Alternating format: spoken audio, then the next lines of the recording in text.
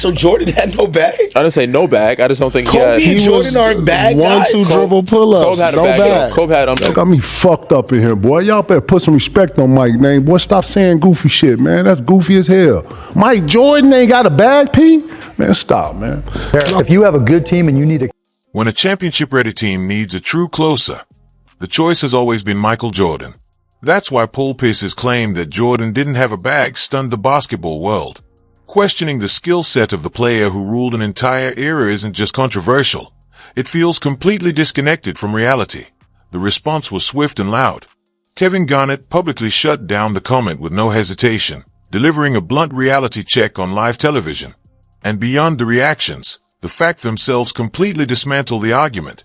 Pierce suggested Jordan relied only on athleticism, but history paints a very different picture. The flu game, the iconic Father's Day Finals performance, 10 scoring titles, 6 championships, 6 Finals MVPs, and a flawless Finals record without a single Game 7 all tell the same story. That resume alone makes the criticism collapse. If Jordan truly lacked offensive depth, how did he lead the NBA in scoring for a full decade? How did he drop 63 points on Larry Bird's Celtics in just his second season? How did he dominate against physical defenses in an era with hand-checking, no spacing, and no modern defensive rules to protect scorers? Efficiency only strengthens the case. Jordan shot over 50% from the field for his career as a shooting guard, despite relying heavily on mid-range jumpers. That level of accuracy isn't limitation, it's mastery. Even decades later, his presence still looms over the game. Every playoff run he was part of ended with the same certainty. There was never any doubt about who the best player in the world was. It was Michael Jordan. Every time, defenders who faced him described the experience as the ultimate challenge. If you managed to slow him down, it felt like a miracle. If you couldn't, no one blamed you, because nobody truly stopped him. One defender even recalled fouling out while guarding Jordan in isolation, then angrily telling teammates to stop switching and guard their own man. That's the legacy Jordan left behind. Not just dominance, but inevitability. And that's why calling Michael Jordan limited doesn't hold up. It never did. Doubt at the end of any series that he was ever in who the best player in the world was.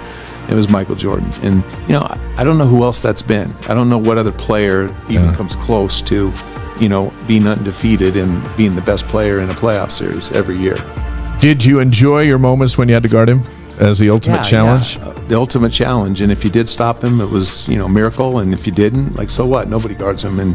But I remember a funny time in this 63-point game. And I got accused of doing this a little bit more than the coaches or my teammates would have liked. But Walton fouls out guarding Jordan in an ISO. And he's screaming and cursing me out. Like, quit switching. Guard your own man. This is Walton yelling at you for switching with him. I go, hey, I just want you to be able to appreciate how hard it is. If Vince Carter or any of the players Paul Pierce mentioned were truly more skilled than Michael Jordan, then the results would have matched the talk. They would have taken over the league, dragged teams to championships, shattered defensive game plans, and controlled games on both ends of the floor. But they didn't, and that's the difference. Having a deep set of moves isn't the same as knowing exactly when and how to use them. Jordan didn't just collect skills. He applied them with flawless timing when the pressure was highest and the spotlight was brightest. That isn't flash or flair.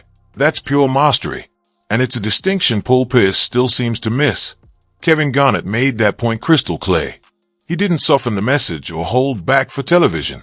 He shut Paul Pierce down directly and publicly, delivering a blunt reality check with zero hesitation and zero mercy. Me fucked up in here, boy. Y'all better put some respect on Mike's name. Boy, stop saying goofy shit, man. That's goofy as hell. Mike Jordan ain't got a bag, P? Go do your education. June 16th, 1996.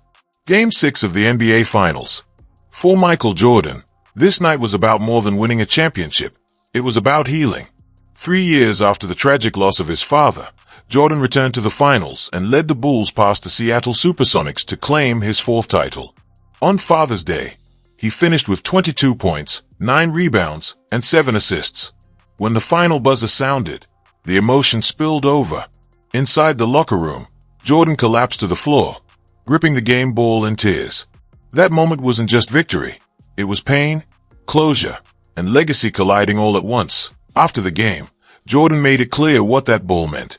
He said it was for his father and that it would go straight into his trophy room, signed by everyone on the team. With it being Father's Day, his father's presence weighed heavily on him all day. Jordan admitted he struggled to stay focused, carried the emotion throughout the game, and leaned on faith to get through the moment. It was raw, personal, and unforgettable. That same season, Jordan led the Bulls to a then-record 72 wins.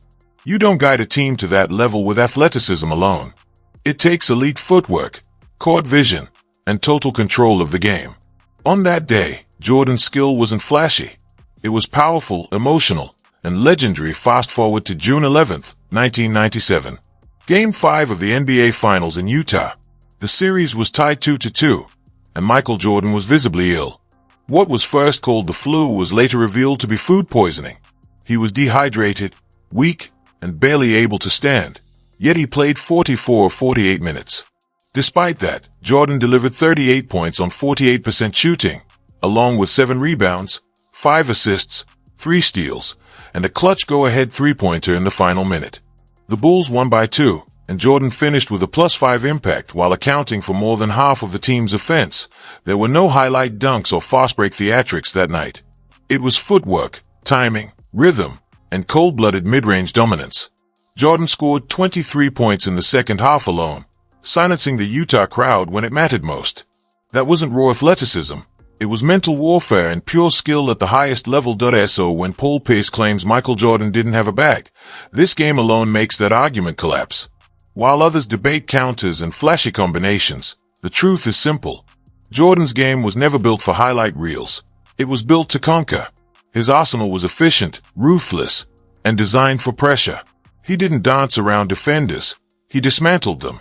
From the fadeaway to the pump fake, from the jab step to the post footwork, every move had a purpose. There's a reason defenders said guarding Michael Jordan felt like trying to hold water. And unlike the critics, he delivered that mastery every night, in every finals, with the entire world watching. His bag was never meant for show. It was built to win.